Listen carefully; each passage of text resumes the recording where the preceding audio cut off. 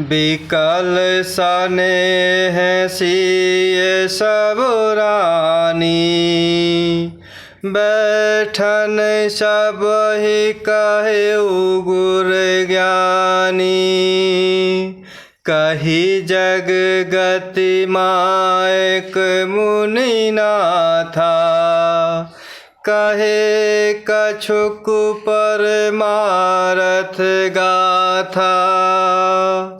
बिकल सने हैं सिय सब रानी, बैठन सब ही कहे गुर ज्ञानी। कही जग गति मायक मुनि नाथा, कहे कछुक परमारथ गाथा।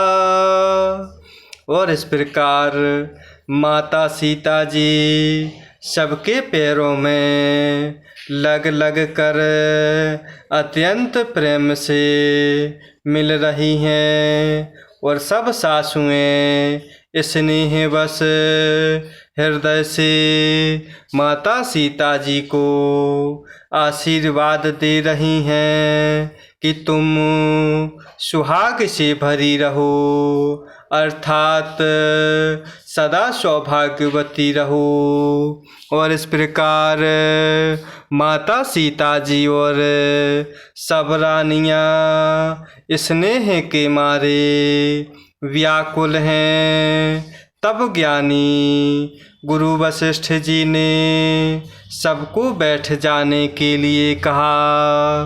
फिर मुनिनाथ गुरु वशिष्ठ जी ने जगत की गति को मायक कहकर, अर्थात जगत माया का है, इसमें कुछ भी नित्य नहीं है, ऐसा कहकर कुछ परमार्थ की कथाएं बातें कहीं। न पुकार सुरपुर गबनु सुनावा, सुनी रघुनाथ दुसह दुख पावा। मरण है तू निज नेहु विचारे, भय अति बिकल धीर धुर धारे। न पुकार सुरपुर गबनु सुनावा, सुनी रघुनाथ दुसह दुख पावा। मरण है तू निज नेहु विचारे, भय अति बिकल धीर धुर धारे। और इस प्रकार माता सीता जी और सब रानियाँ स्नेह के मारे व्याकुल हो रही हैं। तब ज्ञानी गुरु वशिष्ठ जी ने सबको बैठ जाने के लिए कहा। फिर मुनिनाथ गुरु वशिष्ठ जी ने जगत की गति को मायक कहकर, अर्थात जगत माया का है, इसमें कुछ भी नित्य नहीं है, अर्थात हमेशा रहने वाला नहीं है, ऐसा कहते हुए कुछ परमार्थ की कथाएं बातें कहीं। तदंतर गुरु वशिष्ठ जी ने राजा दशरथ जी के स्वर्ग गमन की बात सुनाई, जिसे सुनकर प्रभु श्री रघुनाथ जी ने दुसह दुख पाया और अपने प्रति उनके स्नेह को, उनके मरने का कारण विचार कर धीर धुरंधर प्रभु श्री रामचंद्र जी अत्यंत व्याकुल हो गए। कुलेश कठोर सुनत कटुबानी, बेलपत लखन सिय सबुरानी शोक बिकल अति सकल समाजू मानहु राजू अकाजू आजू कुलिस कठोर सुनत कटुबानी बिलपत लखन सिय सबुरानी शोक बिकल अति सकल समाजू मानहु राजू अकाजू आजू।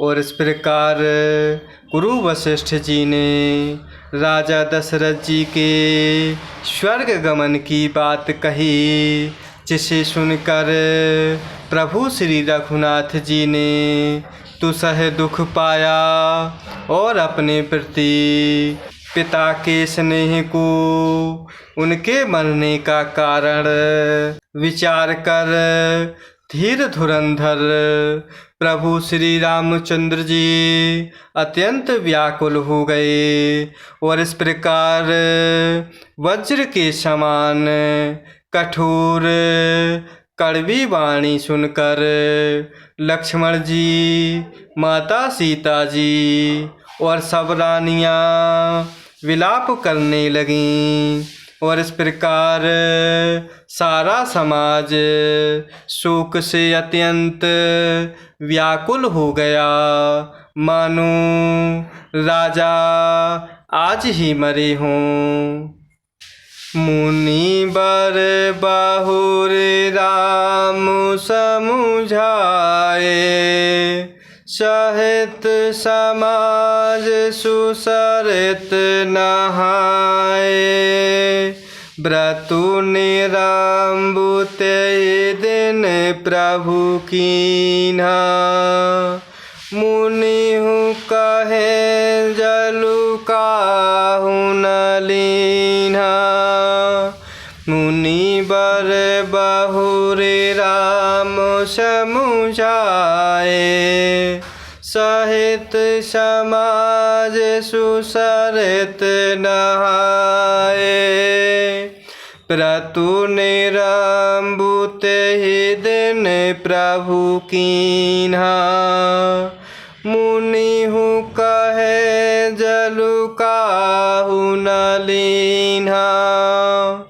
और इस प्रकार वज्र के समान कठोर कड़वी वाणी सुनकर लक्ष्मण जी, माता सीता जी और वहाँ उपस्थित सभी रानियाँ विलाप करने लगती हैं और इस प्रकार सारा समाज शोक से अत्यंत व्याकुल हो जाता है, मानो राजा आज ही स्वर्ग गए हों।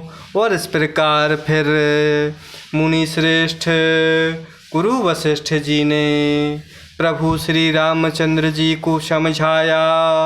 तब उन्होंने समाज सहित श्रेष्ठ नदी मंदाकिनी जी में स्नान किया। उस दिन प्रभु श्री रामचंद्र जी ने निर्जल व्रत किया। मुनि गुरु वशिष्ठ जी के कहने पर भी किसी ने जल ग्रहण नहीं किया। भोरु भय रघुनंदन ही जो मुनि आय सुदीन श्रद्धा भगति समेत प्रभु सो सबु सादरु कीन्ह भोरु भय रघुनंदन ही जो मुनि आय सुदीन श्रद्धा भगति समेत प्रभु सो सबु सादरु कीन है। और इस प्रकार दूसरे दिन सवेरा होने पर मुनि गुरु वशिष्ठ जी ने प्रभु श्री रघुनाथ जी को जो आज्ञा दी वह सब कार्य प्रभु श्री रामचंद्र जी ने श्रद्धा भक्ति सहित आदर के साथ किया। जय सिया राम, जय जय सिया राम, जय सिया राम, जय जय सिया राम, जय सिया राम, जय जय सिया राम, जय सिया राम, जय जय सिया राम।